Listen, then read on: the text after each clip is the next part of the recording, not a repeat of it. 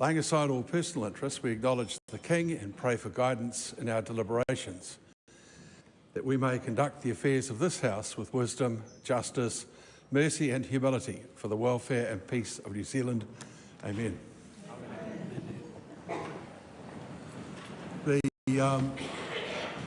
This is an important occasion. We're just going to pause for a few minutes as there's been a little bit of congestion in getting people into the gallery, so we'll just take 5 minutes to make sure that happens appropriately.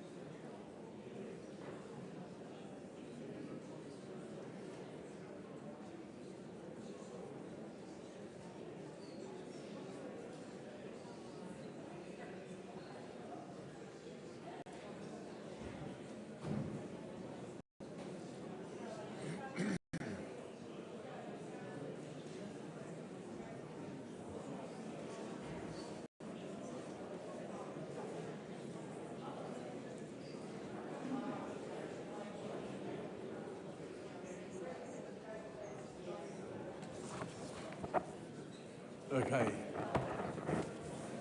Looks like we're about full. Can we just have silence in the galleries from this point? Thank you. And welcome to all of you who've come here today for this historic occasion. The Business Committee has determined that the Prime Minister will deliver the Crown apology to the survivors of abuse and state care. And that speech will be followed by a speech by the Leader of the Opposition. And at the conclusion of the two speeches, there will be a waiata. I call on the Honourable Prime Minister, Right Honourable Chris Luxon. Thank you, Mr. Speaker. Nā kura morahau, kua ngaro haere atu rā. Nā kura morahau e whakawhaiti nei. Kei ngā rangatira, tēnā koutou katoa. I'd like to welcome you all here today in what is a significant, sorrowful, but a very important day for you and for all of New Zealand. I would also like to acknowledge all of those that are watching and listening in all around the country. I know that this day has been a long time coming.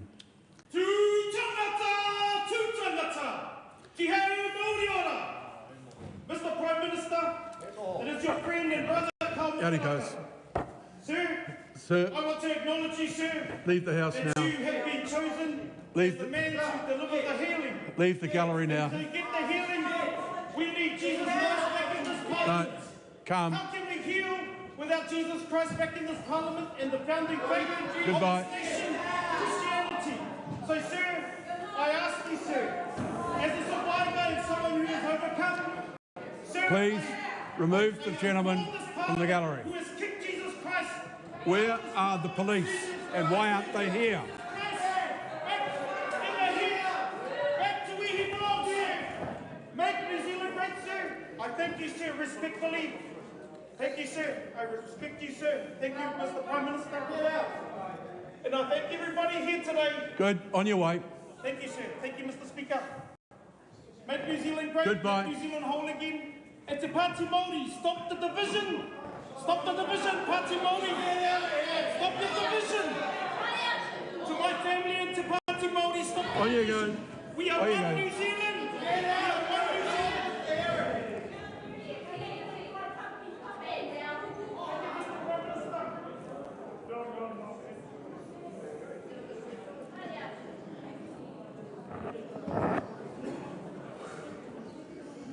Might I express to everyone in the gallery our disappointment that your day has begun with such an unacceptable interruption. You know that you come here with goodwill, having put up with so much in your lives and how important today is. Accordingly, I'll ask the Right Honourable Prime Minister to begin his contribution once again. Well, I would like to welcome you all here today, as I said, in what is a significant, sorrowful, but very important day for you and for our country.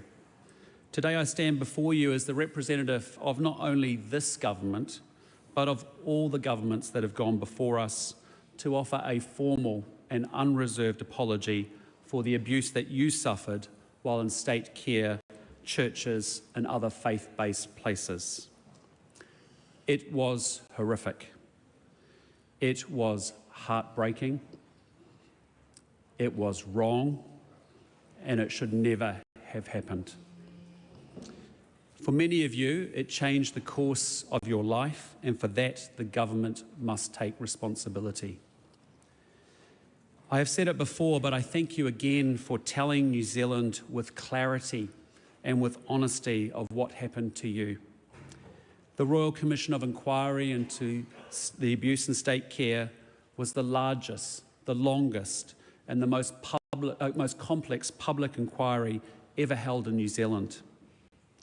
More than 2,400 of you were incredibly brave and shared your experiences of the abuse that you suffered while in state care, churches and other faith-based places. Places where you should have been safe and treated with dignity and respect and compassion.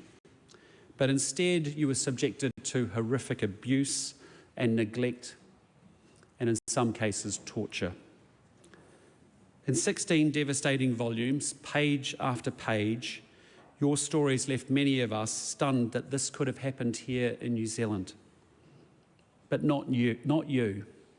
You knew the truth because you lived it, and you have waited and waited for people to start listening to you. Now New Zealand has listened, and words do matter, and I say these words with sincerity. I have read your stories, and I believe you. It is my duty as the current Prime Minister to formally recognise that the abuse that you suffered should have never happened. Recognition that is long overdue. Today I'm apologising on behalf of the government to everyone who suffered abuse, harm and neglect while in state care. To make this apology to all survivors on behalf of my own and previous governments. You deserved so much better, and I am deeply sorry that New Zealand did not do better by you. I am sorry that you were not believed when you came forward to report your abuse. I am sorry that many bystanders, staff, volunteers and carers turned a blind eye and failed to stop or report abuse. I am sorry that the state's oversight of people in care was so poor. I am sorry that many abusers were not made to face justice, which meant that other people experienced abuse that could have been prevented. I am sorry that the state did not act quickly and boldly enough to put much better protection in place for people in all care locations, and that those acting on behalf of the Crown lost sight of you, the people behind the claims. Everyone in care was vulnerable to abuse, but some people suffered even more because of who they are and were. Many Maori, Pacific, deaf and disabled people suffered harsher treatment than others. Maori and Pacific children suffered racial discrimination and disconnection from their families, language and culture. Blind children were denied access to Braille books. Deaf children were punished for using sign language.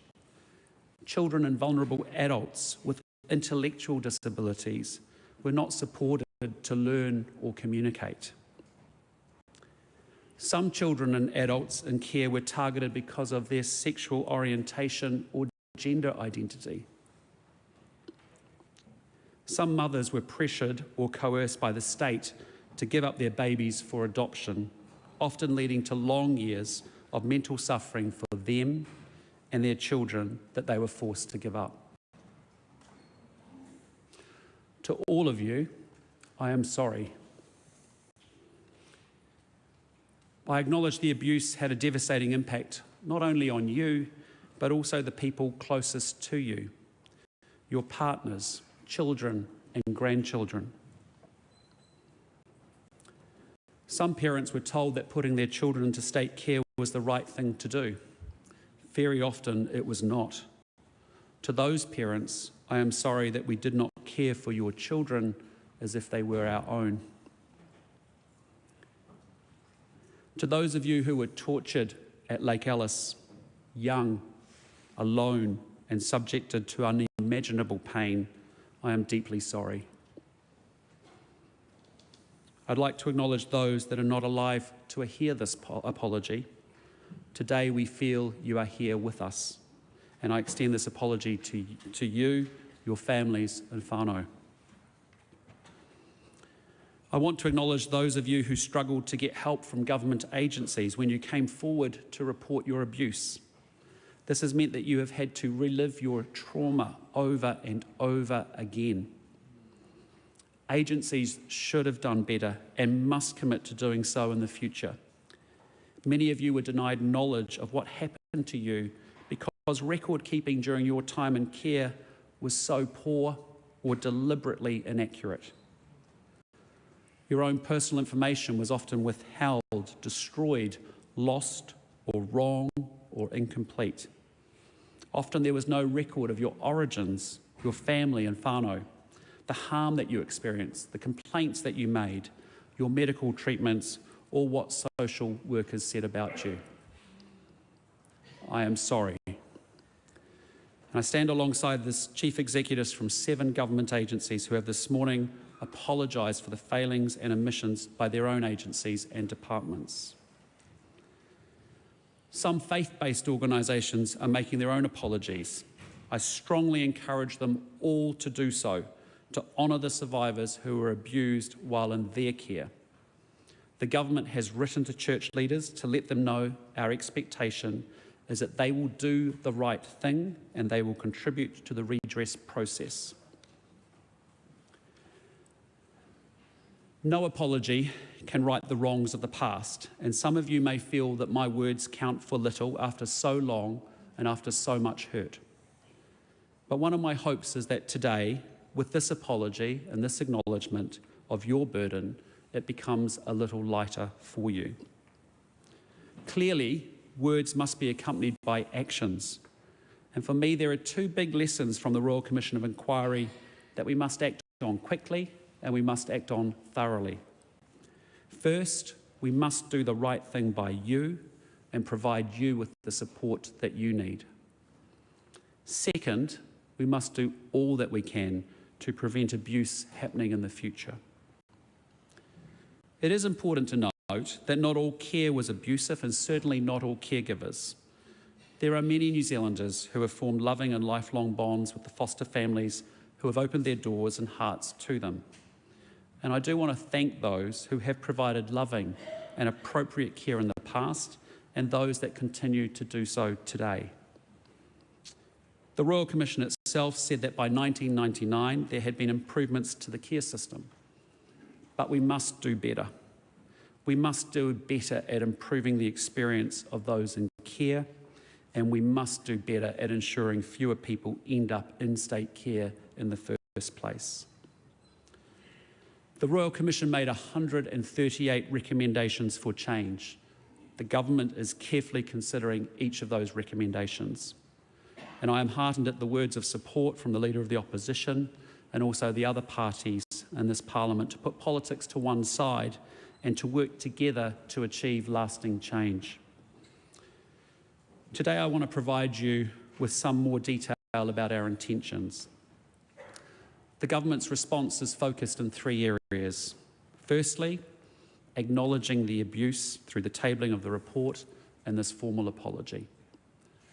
Secondly, supporting survivors. And thirdly, preventing abuse from happening in the future. I am pleased to announce today that the government has already completed or started work on 28 recommendations in the report.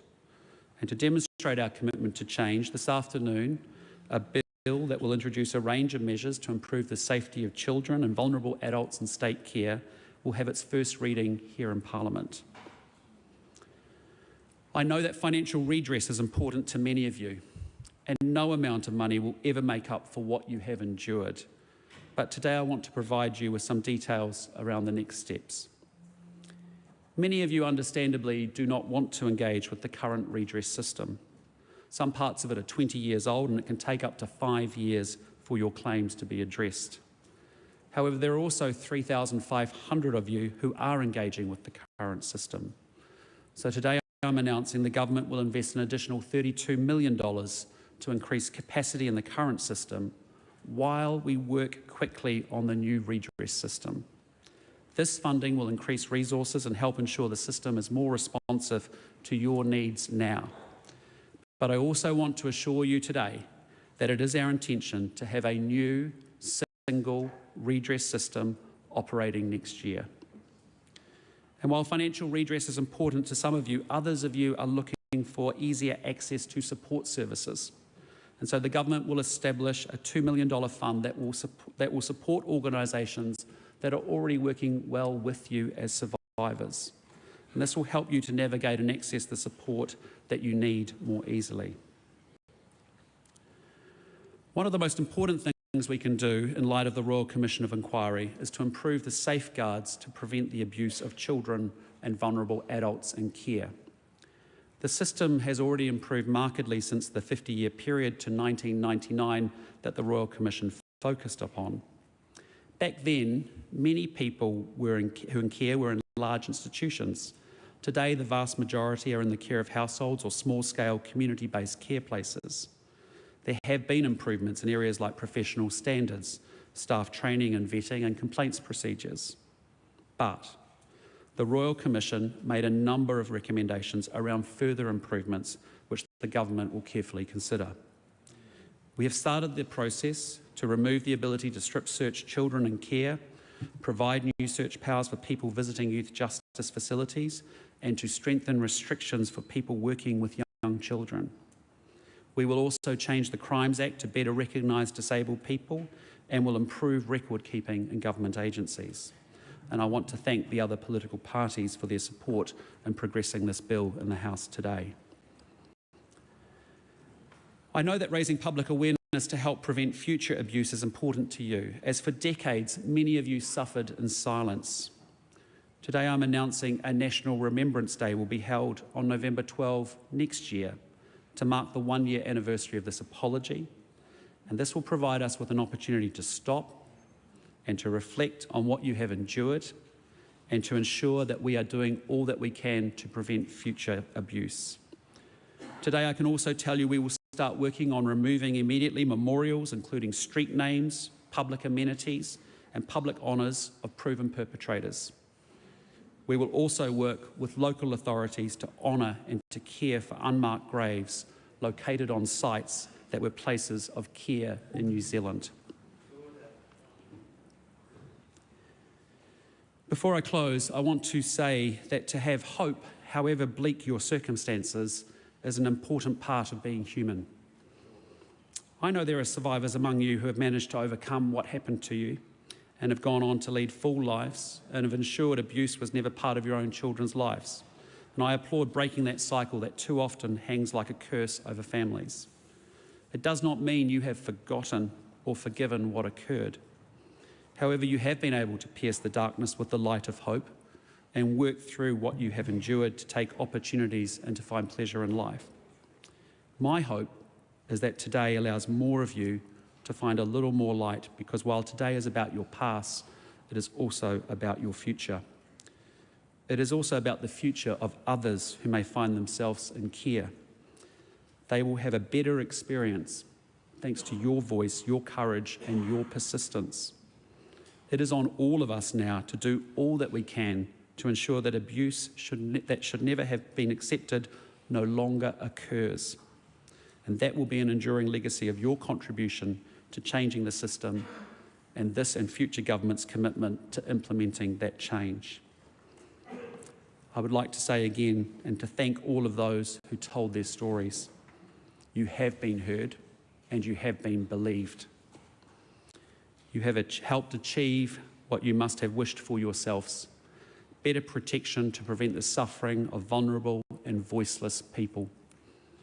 I would like to acknowledge those of you, the wounded healers, who despite the trauma that you have been through yourselves, have helped to advocate for other survivors. That is selfless. I thank the Royal Commission, staff and commissioners. I thank all of those continuing to work on this response. I'd also like to thank the Leader of the Opposition, Chris Hipkins, and all of the other political parties who have worked with us on this day.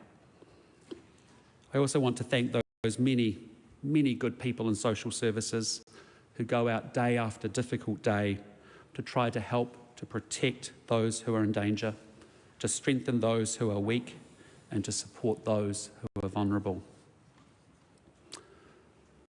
Finally, to you, the survivors of abuse and care, I hope this apology may help your healing. What happened is part of your life story, but not the only part. This apology, which you may each take as personal, is now part of your story too. I'd like to end with a karakia from Waihoroi Shortland. Your truth we are challenged to uphold. Your courage we are bound to honour. And your right to be heard we receive with privilege. Nō reira, tēnā koutou, tēnā koutou, tēnā koutou katoa. Right Honourable Chris Hipkins. Kia hiwa rā, kia hiwa rā, kia hiwa rā ki tēne tuku, kia hiwa rā ki tera tuku, kia tū, kia oho, kia matara, ti hei Māori ora. Ki te hunga, kua riro ki te pō, moi mai, moi mai, moi mai rā koutou. Ki ngā moruhu, kua tae mai tēnā koutou.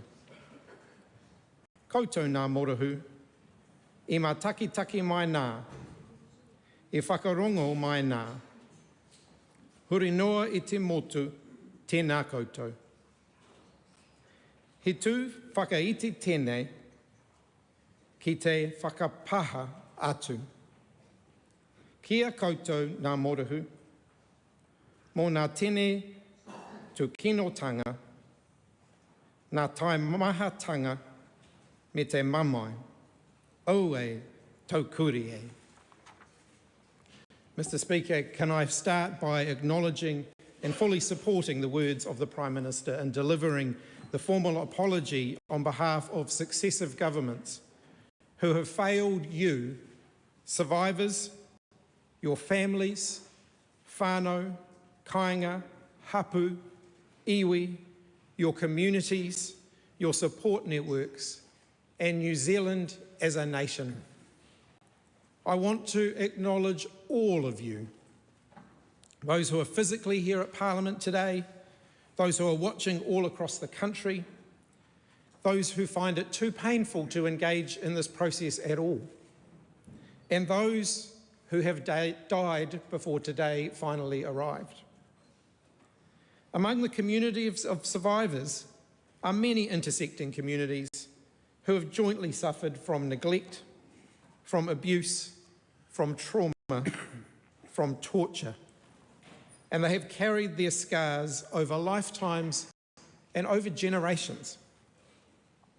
Māori survivors, Pacific survivors, Pākehā survivors, deaf survivors, disabled survivors, survivors who experienced mental distress. Takatapui, Mahu, Whakasalewa, Palopa, Whawhawhine, Akavaine, Whakaletea, Whakawhawhine, and all rainbow survivors. Today is a hugely important day for all of you to finally hear what the Crown has failed to give you for all of these years, an apology.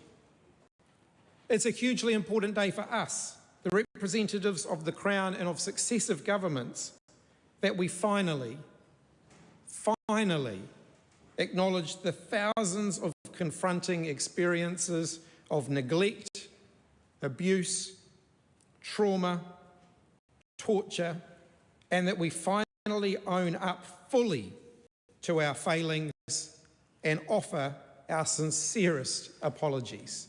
We are sorry. Today, all of Aotearoa New Zealand will bear witness to the truth, to what survivors experienced, to our decades of willful ignorance, denial, minimisation, and to our conviction to end such horror and vile acts from continuing. As the Royal Commission found, around 250,000 people were abused and an even higher, untold number neglected. We will never know that true number. Many people entering into state and faith-based institutions were undocumented. Records were incomplete. They've gone missing, and in some cases, yes, they were deliberately destroyed. Every corner of New Zealand has been affected by this abuse. A family member, a neighbour, a colleague, a friend. In 2018, we started the long overdue process of acknowledging that the abuse happened, and so we could hear from those who have had to live with the repercussions of that. To those who shared your stories with the inquiry, thank you. To those who've chosen not to recount those memories, we wholeheartedly understand. To those who died before they were given the opportunity to be heard, rest knowing that you are heard today. I give my thanks to all of those who were involved, to the commissioners, assisting counsel, to the survivor advisory group of exports. I can name but a handful, but my gratitude goes out to everyone who was instrumental in this inquiry. It was an enormous task. While necessary and welcomed, for many the inquiry and the associated events stir up and exacerbate the pain and the suffering, and I know that for many today will be painful. The things that we speak about today rise from the worst of human nature. They show us how immoral and reprehensible it is that we as the Crown not only allowed it to happen and ignored it, but further punished those who spoke out. I want you to hear that we have heard. That while we can never fully understand what these experiences were like for you, we have heard your testimonies. The Royal Commission shows us that many survivors who entered state or faith-based care and institutions were forced into them due to discriminatory attitudes and harsh conditions that were beyond their control. Racism, ableism, sexism, homophobia, transphobia, and cruel attitudes towards people who simply needed support. What these people, what you, the survivors and your loved ones experienced, spans an unimaginable spectrum of horror. Horror perpetuated within a system that allowed it by people who you should have been able to trust. Caregivers, staff, peers, other residents, police, medical practitioners, teachers, social workers, nurses, nuns, priests, and religious ministers. You lived without care, affection, love, emotional support, and connection. Many of you experienced psychological and emotional neglect and abuse, being institutionalised and denied your personhood. Physical and sexual abuse and violence was a common experience. Many were deprived of an education or punished for having special needs. Deaf survivors were punished for using sign language. Blind survivors punished for using echolocation. Survivors also experienced physical neglect. They were denied food, shelter, water, basic hygiene. Female survivors often denied menstrual products. Many were placed in solitary confinement, often for long periods of time, and neglected whilst there. Survivors were not allowed to express who they were, and they were often punished when they did so. Too many were neglected medically, yet also subject to unnecessary and invasive procedures without consent, and some of you were tortured. All of this at the hands of state and faith-based institutions that were entrusted with providing care and protection to you. Taonga, who should have been loved and nurtured. Not only has this immeasurable harm and trauma hurt you, the children, young people and vulnerable adults who experienced it directly, but also your families, your whānau, your kāinga, your hapu, iwi and communities. The intergenerational and collective harm caused cannot be overstated. Survivors were often targeted based on race, sexual orientation, disability and gender, and isolated from their cultures, their language, their sense of self, and from their families. Māori survivors found themselves in a system that inherently worked against them and care settings that were blatantly racist. Many Māori survivors were made to feel whakamā, shame at having been stripped of their identity as Māori. Whakapapa and manamotahaki were transgressed and people were severed from their whānau. Marae, hapu, iwi, lost people who would otherwise be sitting on the taumata or the paipai, passing on cultural knowledge. Pacific survivors were punished for who they were, with their cultural needs in existence not only neglected, but actively destroyed. There are stories of Pacific survivors who were told they didn't belong in this world and that they had no identity. For Pacific survivors, it was not only being actively dislocated from their kāinga communities and church, but also the harm experienced in various institutions that breached the va'a, resulting in shame, isolation, and an inability to fully embrace life. Pākehā survivors were similarly removed from their families, actively isolated from them, and often for nothing more than being poor. Pākehā survivors have suffered lifelong dislocation and disconnection from family and community. Their identity and mana also diminished. We should never overlook the horrors they endured. Deaf survivors were seen as lesser, forced to communicate only orally. They suffered under ordism and ableist attitudes, and they were punished if they were caught using sign language. Education centres for deaf New Zealanders, like Van Ash College and Kelston School for the Deaf, should have been safe spaces. Instead, they became a hellscape for students where physical and sexual abuse were rife. Students were constantly belittled, others made to feel inferior. Disabled survivors were shut away, stigmatised and devalued for being disabled. They faced all types of abuse and extreme neglect. In their interviews with the inquiry, disabled survivors said that abuse and neglect caused them to lose their sense of self, their personhood, the essence of being human, and connections to their families, communities, culture, and language. Mentally distressed survivors were shut away in institutions and experienced the full spectrum of abuse, neglect, and trauma that were par for the course in these places. Nothing they experienced was therapeutic or addressed their needs. Rainbow survivors were forced into institutions and psychiatric wards engulfed in homophobia, where they were mislabelled with different mental health illnesses. Conversion practices were rife as a means to cure or to fix survivors, including the use of electric shocks. One such institution that used electric shocks and hurt broke and tortured those who passed through their doors.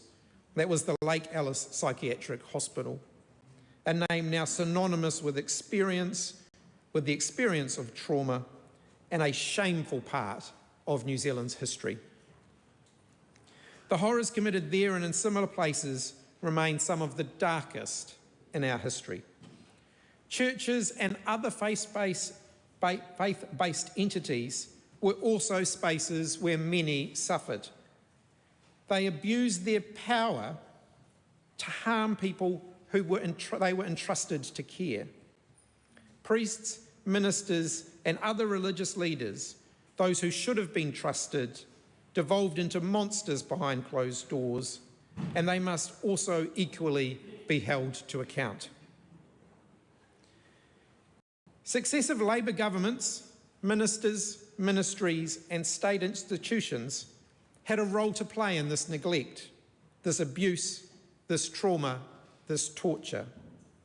They allowed systems they governed to continue to place children, young people, and vulnerable adults in care unnecessarily, and to hurt them while they were there. When survivors tried to raise the alarm, representatives of Labour also played a role in ignoring, punishing, and shaming survivors. drowning them out so they could never be heard. That was wrong. So today I want to tell you on behalf of successive Labour governments, we also formally and unreservedly say sorry for the neglect, abuse, trauma and torture that took place in state and faith-based care institutions. And we apologise for ignoring you, for punishing you for speaking out and for leaving you unsafe and unheard. Today I want to confirm that we hear you, we hear all of you, and we are sorry that that took so long. To each and every one of you who endured all that suffering, to your families, your children, mokopuna, your kāinga, your hapu, your iwi, your communities, we see your scars and we hear you, and we are sorry. You should have been safe, protected and believed, and you were not. And that is the ultimate injustice that we as representatives of the Crown must also bear the burden of. I am sorry that the last Labour government did not act more quickly to put in place an independent redress system. We, the government and representatives of the Crown, owe a huge debt to you. Redress has taken far, far too long, to the point where many have already died or fear they might do so before getting any compensation. Redress should be kept out of the court system, and it should be seen as an investment in our people. It's a national disgrace that it has taken us too long. I want to confirm that for the serious matter of redress and compensating survivors, we're taking the politics off the table. We're committing to finally paying back this debt. We welcome the government's action to streamline that process, and we stand ready to work together to get this done as quickly and as efficiently as possible. There will be a big bill, but it's nothing compared to the debt that we owe those survivors. And it must not be the reason for any further delay. I'm under no illusions that neglect, abuse and trauma in state care still happens today. For this apology to have any credibility, we must take concrete action to stop it. You've heard words before, and now you want action. I hear you. One of the many things that sticks with me from reading the report and from the accounts that we heard this morning is that survivors emphasise time and again that they don't want what happened to them to happen to one more person. For many of you, this is just an important part of seeking justice, and we have enormous work to do. The inquiry and this apology must be a turning point, a point from which to embark on a pathway for us to not only right these historic wrongs, but also fundamentally change our care system. Change it so that state care is really necessary. When I met with Keith Whiffen to discuss my speech, he said to me, the best prevention for abuse in state care is to keep people out of it in the first place. And I wholeheartedly agree.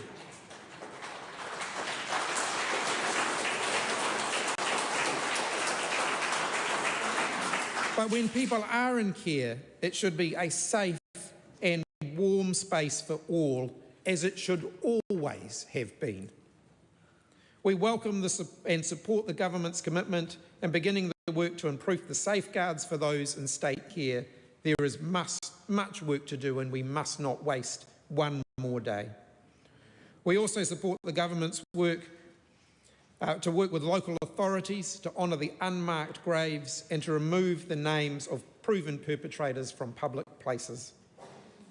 For the guilty who remain nameless, we encourage the government to ensure that all is done to hold those perpetrators to account.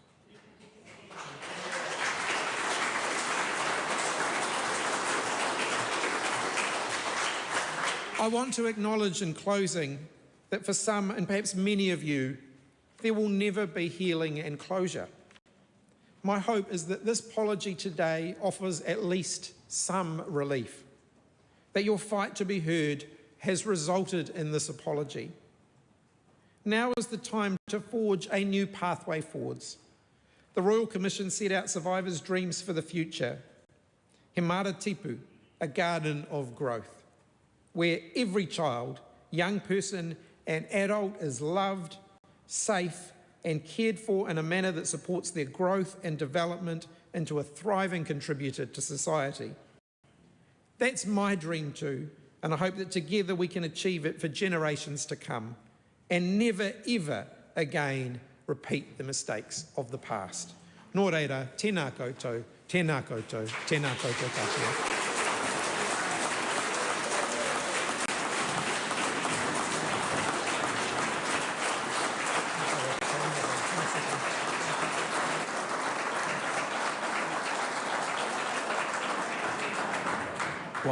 Quieter, I understand.